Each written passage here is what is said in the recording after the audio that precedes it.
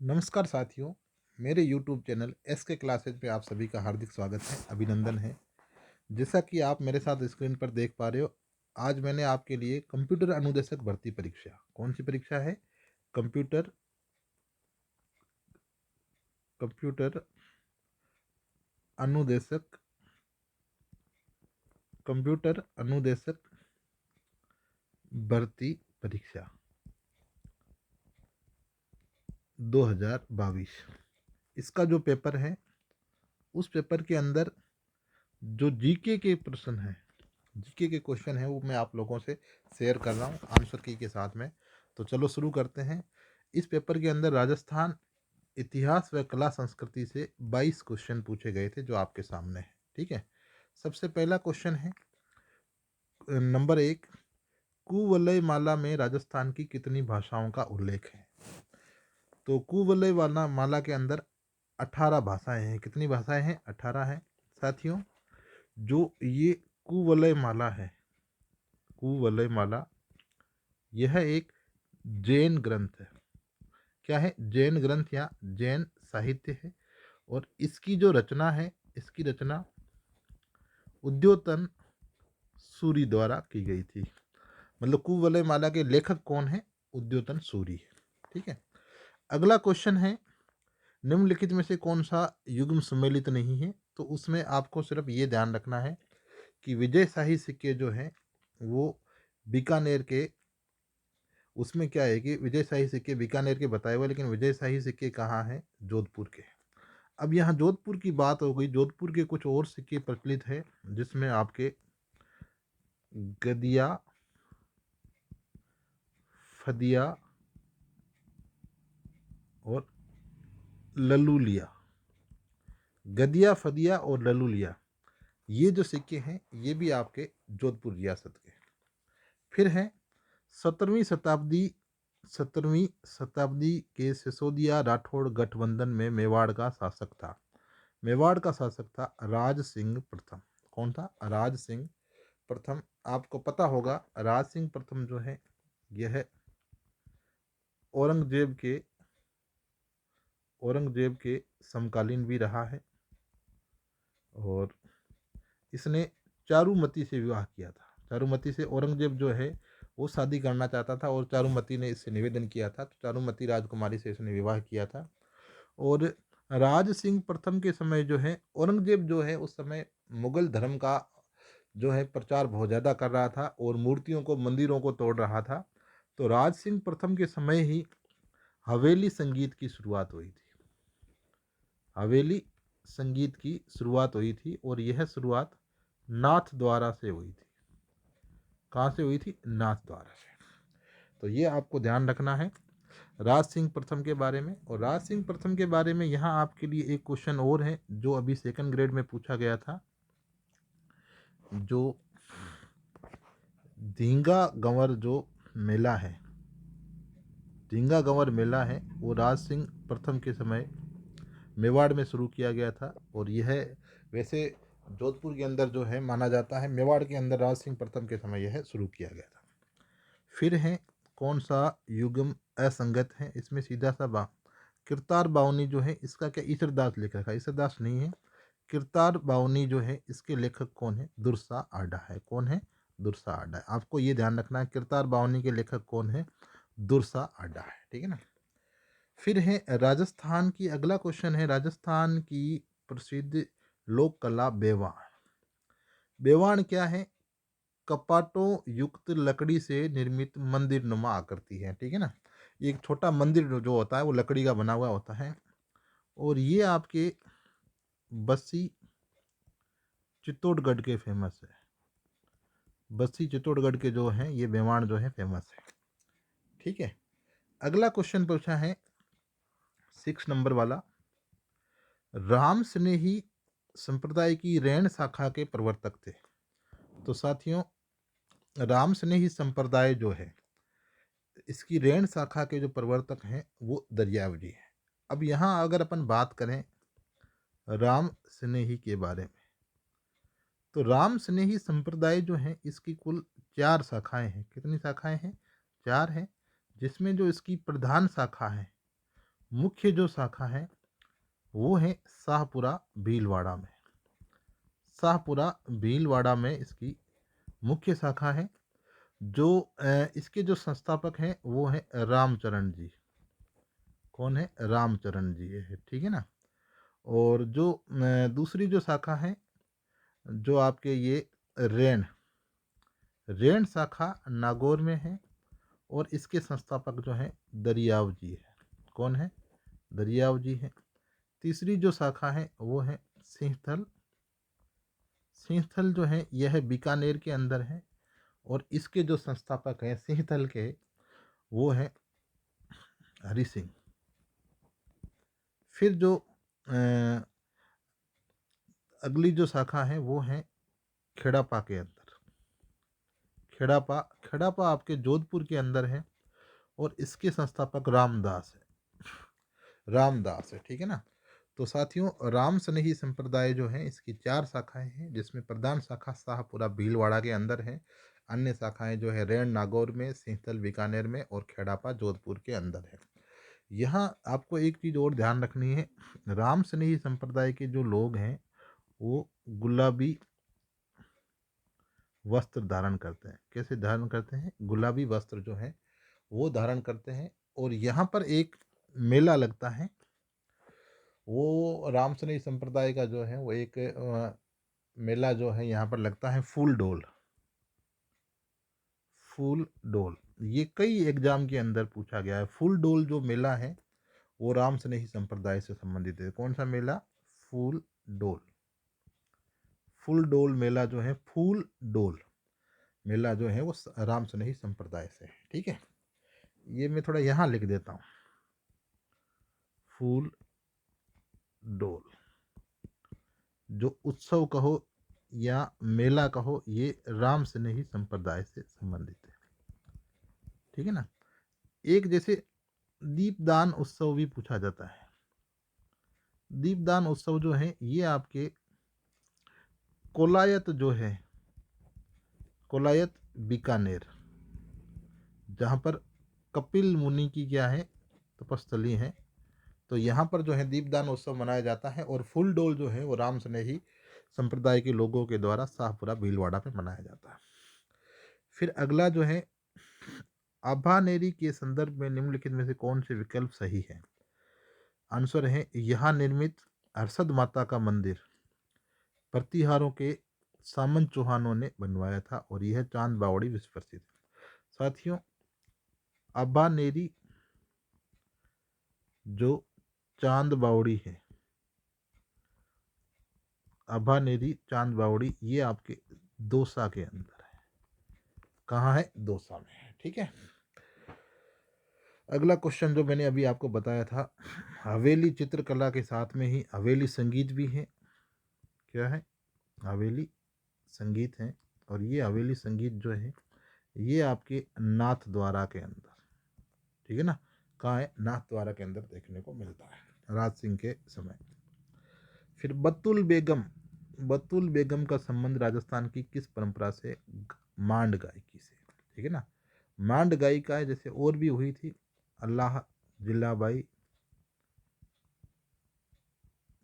जो बीकानेर की थी, ठीक है ना। और गौरीबाई जो इसको वागड़ की मीरा भी कहते हैं, ठीक है ना। ये गौरीबाई जो है ये भी मांड गायकी से संबंधित हैं। और बन्नो बेगम है, और गौरी देवी, ये सब मांड गायकी से संबंधित है, ठीक है। अगला जो क्वेश्चन है वो है राजस्थान सेवा संघ। आपको इसमें क्या सम्मिलित करना है? संस्था और उसकी स्थापना। राजस्थान सेवा संघ जो है इसकी स्थापना विजय सिंह पथिक के द्वारा, और साथ में राम नारायण चौधरी और हरिभाई किंकर थे। देश हितैषणी सभा जो है महाराजा सज्जन सिंह के द्वारा स्थापित की गई थी। वीर भारत सभा जो है वो केसरी सिंह भारत के द्वारा स्थापित की गई थी।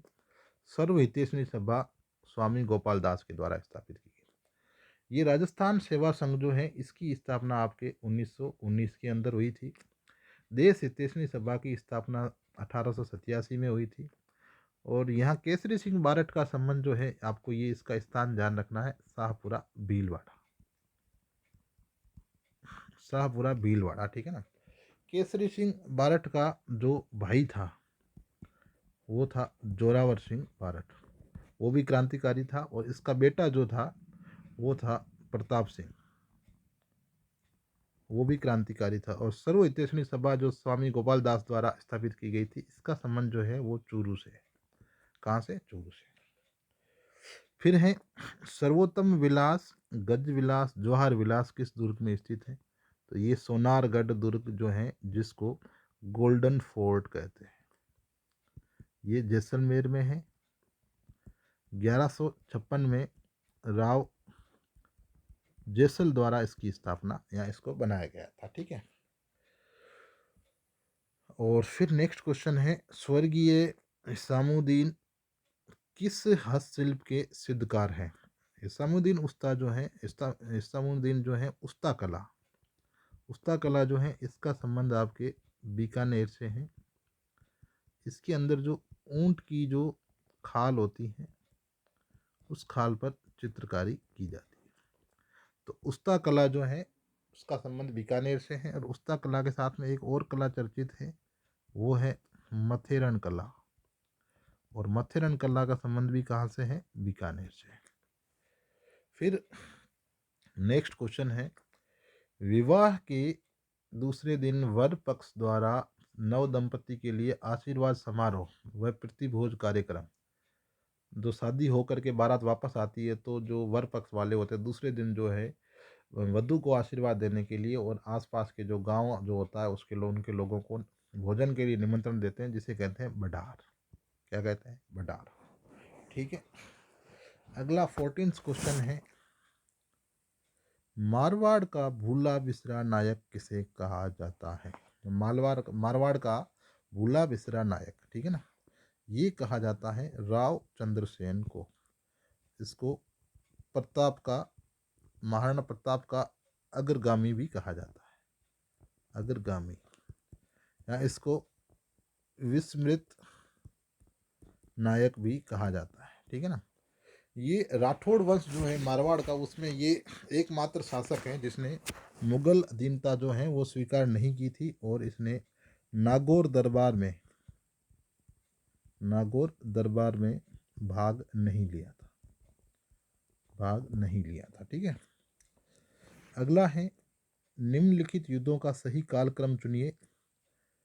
तराइन का द्वितीय युद्ध, खानवा का युद्ध और हल्दी घाटी का युद्ध, ठीक है ना। ये एक समय सारणी के हिसाब से सेट है। अब देखो यहाँ अपन बात करते हैं तराइन का द्वितीय युद्ध। यह युद्ध हुआ था 1192 के अंदर। तराइन का द्वितीय युद्ध हुआ था 1192 के अंदर। खानवा का युद्ध हुआ था 1527 के अंदर। और हल्दी घाटी का हुआ था 1576 के अंदर। आप सभी को पता है कि तराइन का जो फर्स्ट है वो 1191 में हुआ था। और ये जो हुआ था ये पृथ्वीराज चौहान तृतीय और मोहम्मद गोरी, ठीक है। तो जो प्रथम युद्ध जो हुआ था तराइन का 1191 में पृथ्वीराज चौहान तृतीय और मोहम्मद गोरी के बीच हुआ था। इस युद्ध के अंदर जो है पृथ्वीराज चौहान तृतीय ने मोहम्मद गोरी को हरा दिया था, ठीक है ना। यहाँ जैसे मैं आपके लिए लिख लेता हूँ, थोड़ा सा आपके लिए थोड़ा सही रहेगा। तराइन फर्स्ट 1191, पृथ्वीराज चौहान तृतीय वर्सेज मोहम्मद गोरी। यहाँ पर जो है पृथ्वीराज चौहान तृतीय जो है वो विजयी हो गया था, मोहम्मद गोरी हार गया था। लेकिन पृथ्वीराज चौहान तृतीय ने गलती की कि मोहम्मद गोरी को जिंदा छोड़ दिया था। और तराइन के द्वितीय युद्ध के अंदर जो 1192 के अंदर हुआ था, तराइन का द्वितीय युद्ध कब हुआ था? 1192 के अंदर। वही सेम चीज़ थी। यहाँ पर जो मोहम्मद गोरी था, मोहम्मद गोरी वो जीत गया था, ठीक है ना। तो पृथ्वीराज चौहान तृतीय के बारे में आप लोग और भी थोड़ा बहुत कुछ ध्यान रखना। इनके जो एक तो इनके दरबार में थे चंद्रबरदाई, इनके द्वारा पृथ्वीराज रासो लिखी गई थी। और एक थे जयानक के द्वारा जो है वो पृथ्वीराज विजय लिखी गई थी। पृथ्वीराज विजय के लेखक कौन है? जयानक है। और पृथ्वीराज रासो के लेखक कौन है? चंद्रबरदाई है। ठीक है।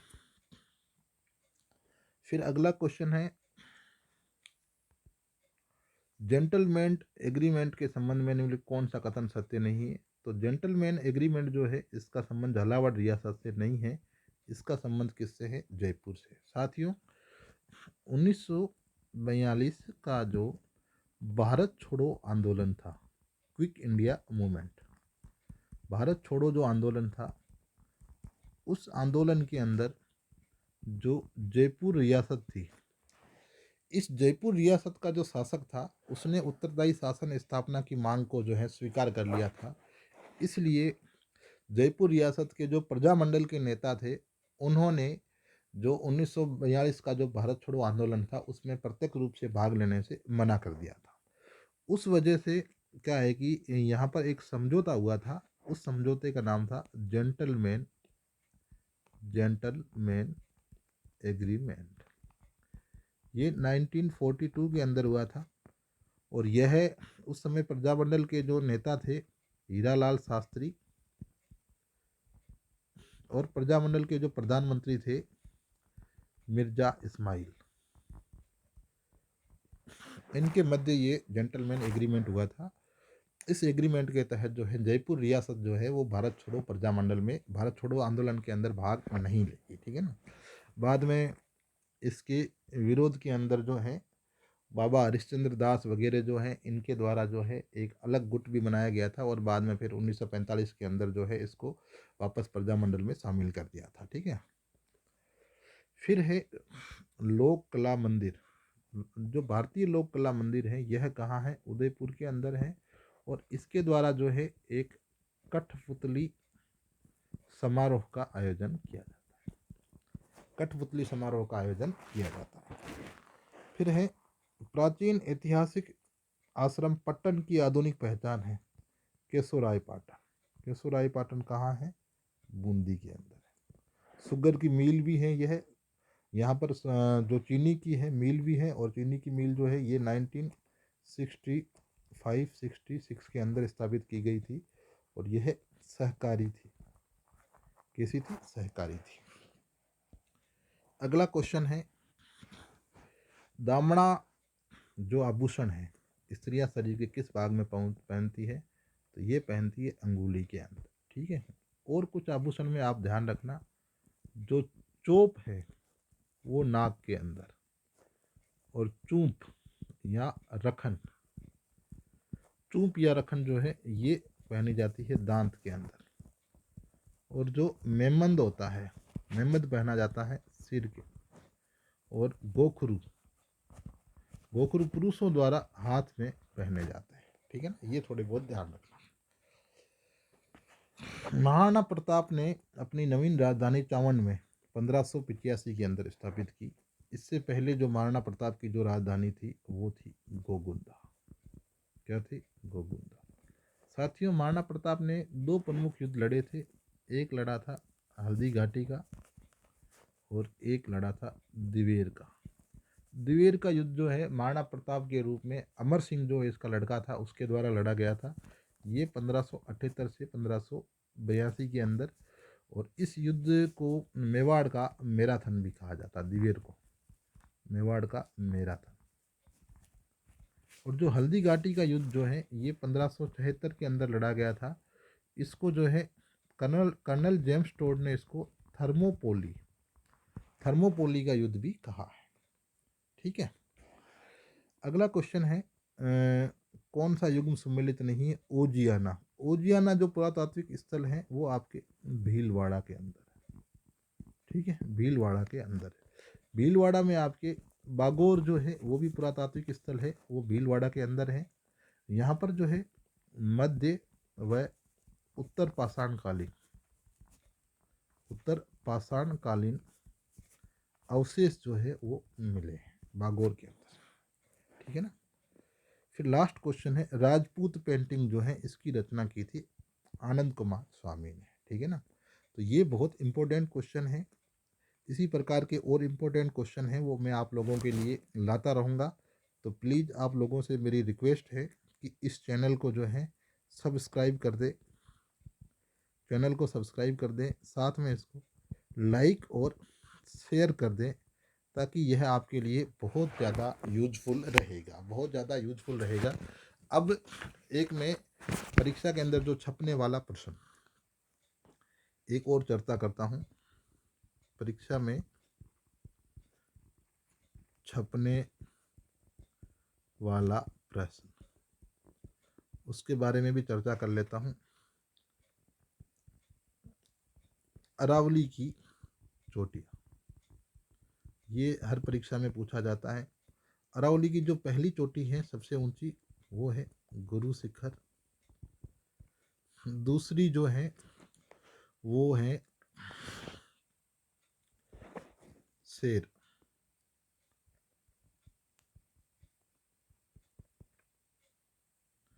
तीसरी है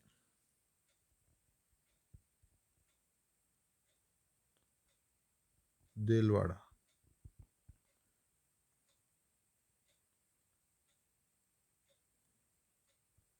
चौथी है जरगा। पांचवी है अचलगढ़।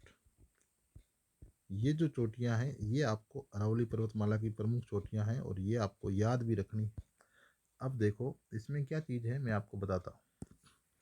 गुरु शिखर जो है ये आपके हैं माउंट आबू के अंदर, 1722 मीटर इसकी ऊंचाई है, ठीक है ना। और अगर साथ में मंदिर जो बना हुआ उसको शामिल किया जाता है तो 1727 होती है। शेर जो है, शेर की अगर अपन बात करें तो शेर की जो ऊंचाई है वो है आपके 1597 मीटर। ये भी माउंट आबू के अंदर है। दिलवाड़ा ये भी आपके माउंट आबू के अंदर है, 1442। जरगा 1431 मीटर है, उदयपुर में है। और अचलगढ़ 1380 मीटर है और सिरोही के अंदर है। तो ये आपके हो गया टॉपिक पूरा। एक आप लोगों से रिक्वेस्ट है वापस, प्लीज़ इस चैनल को जो है सब्सक्राइब कर लें, साथ में लाइक और शेयर कर दें, और बेल जो अपडेट बटन है उसको भी दबा दें, बेल आइकन को, ताकि इसके ऊपर जो भी वीडियो अपलोड होंगे वो आप लोगों को जो है टाइमली मिलते रहेंगे। मैं आपको विश्वास दिलाता हूँ कि मैं आपके लिए बहुत ही अच्छे शानदार वीडियोज़ लेकर के आऊँगा, ठीक है ना। आप प्लीज़ सपोर्ट करें ताकि मैं भी आपके लिए बहुत अच्छा कर पाऊँ। Thank you. जय हिंद। वंदे मातरम।